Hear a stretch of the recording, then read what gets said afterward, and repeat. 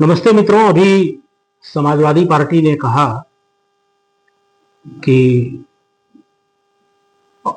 जो सूर्या का मर्डर हुआ वह अच्छा हुआ, क्योंकि सूर्या असद की बहन से अफेयर करता था, प्रेम करता था, जिस वजह से असद और उसके परिवार वाले नाराज थे। मतलब समाजवादी पार्टी के जो राष्ट्रीय प्रवक्ता हैं अमित जमाई, वह सूर्या को ही दोषी बता रहे हैं कि सूर्या अपनी मौत के लिए जिम्मेदार है। लेकिन अब एक बड़ा खतरनाक खुलासा हो रहा है कि असद की कोई ऐसी बहन थी ही नहीं जिससे सूर्या का कोई अफेयर हो। अभी जो असद की डेड बॉडी लेने के लिए उसके गांव से उसके चाचा आए, क्योंकि असद के दो भाई फरार हैं, एक भाई और एक बाप उसका जो है वो जेल में है, तो उसकी डेड बॉडी लेने के लिए उसके चाचा आए थे। आप वीडियो में देख लीजिए। वह खुद खुलासा कर रहे हैं कि असद की सगी कोई बहन नहीं थी। असद के पिता की दो शादी हुई थी। पहली पत्नी से एक बेटी और एक बेटा थे, दोनों शादीशुदा हैं, दोनों अलग रहते हैं। फिर ये जो दूसरी पत्नी है, जो मतलब जो भी असद की जो नई माँ है, उससे 3 बेटे हैं, कोई बहन नहीं। आप ये वीडियो देखिए।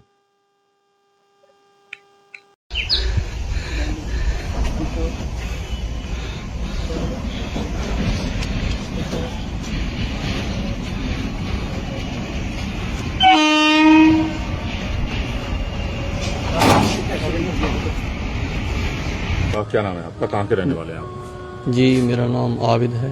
हम यूपी से ही हैं, जिला बुलंदशहर से। अच्छा जी। असद क्या लगता था? ये हमारा भतीजा था। अच्छा, और परिवार में कौन कौन है असद के? इसके इधर हैं, इसके पापा हैं, इसकी मम्मी है सौतेली, और ये इसका एक भाई है, वो अलग रहता है, उसकी शादी हो चुकी है।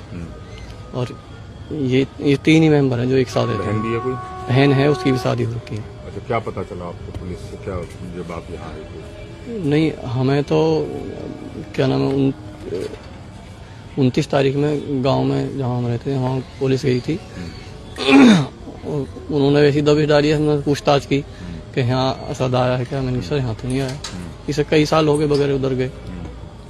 गांव से भी इनका कोई ऐसा खास मतलब नहीं है, यहीं रहना सहना इनका इधर ही है। तो फिर ये पूछताछ करके और हमसे वो आगे वापस।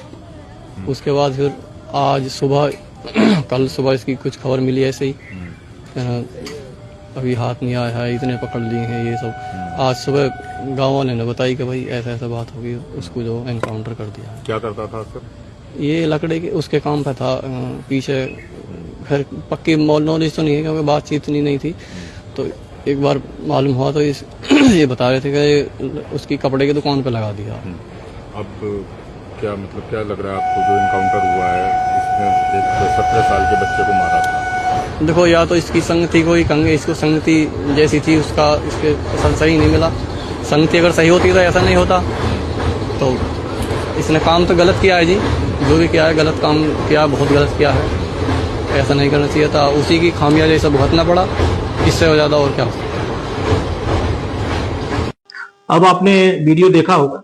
अब आप ये सोचिए, ये समाजवादी पार्टी और ये कांग्रेस, ये राहुल गांधी, ये अखिलेश यादव जैसे लोग इतनी जघन्य घटना पर भी मुसलमानों को बचाने के लिए कैसे कैसे फर्जी नैरेटिव बना देते हैं। मतलब फर्जी बात बताकर कुछ भी करके बस मुसलमान अच्छे हैं, हिंदू ही गंदे होते हैं, हिंदू ही अपराधी होते हैं, हिंदू ही दोषी होते हैं। वैसे भी जब राहुल गांधी सत्ता में थे तब कांग्रेस एक कानून बनाई थी, आप लोग गूगल पे पढ़ लीजिए, उसका ड्राफ्ट मौजूद है, सांप्रदायिक हिंसा निवारण बिल 2012, यानी कम्युनल वायलेंस बिल 2012। उसमें यही था कि किसी भी दंगे में दोषी हिंदू माने जाएंगे, भले ही गलती किसी की होगी। मुआवजा सिर्फ मुसलमानों को मिलेगा, भले ही उनका नुकसान हो कि ना हो। मुकदमा सिर्फ हिंदुओं पर चलेगा। अगर दंगे में 2 महिला का बलात्कार हुआ हो, एक मुस्लिम और एक हिंदू, तो मुस्लिम महिला का बलात्कार ही बलात्कार माना जाएगा, हिंदू महिला का बलात्कार बलात्कार नहीं माना जाएगा। और उस दंगे की जो ड्राफ्ट वो जो ड्राफ्ट बना था, जो सोनिया गांधी के सपने का कानून था, अहमद पटेल के सपने का कानून था, और जिसकी ड्राफ्ट कमेटी में योगेंद्र यादव, अरुंधति राय, हर्ष मंदर और ये बड़े बड़े खूंखार नक्सली जो टाइप के जिहादी टाइप के लोग थे, शबनम आज़मी और ये लोग, तो इन लोगों ने पहली लाइन ही लिखा था कि हिंदू आदतन दंगाई होते हैं।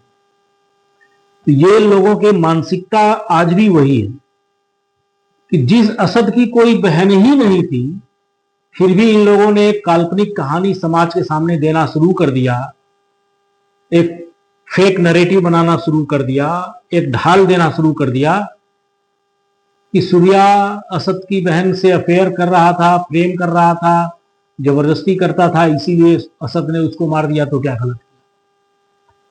अब आप सोचिए कि समाजवादी पार्टी कितनी नीच हो चुकी है।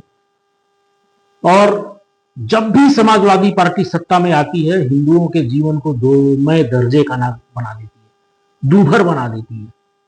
आप लोगों को याद होगा, ललितपुर में तूवन हनुमान मंदिर है, थोड़ी दूर में मस्जिद थी, तो मुसलमानों ने अखिलेश यादव से कहा कि यहाँ हिंदू लोग जब घंटी बजाते हैं तो हमारे कानों में आवाज आती है, हमारा कुफ्र होता है।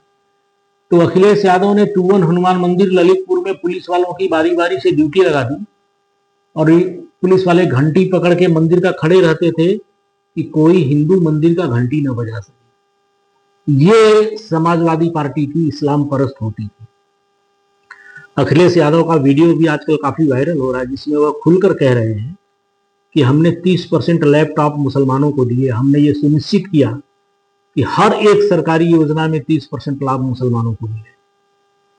मुलायम सिंह ने मंच से कहा था कि मैंने पुलिस भर्ती में आदेश दे दिया था कि कुछ भी करो, गलत करना है तो गलत करो, लेकिन ज्यादा से ज्यादा मुसलमानों को सब इंस्पेक्टर और डिप्टी एसपी बनाओ।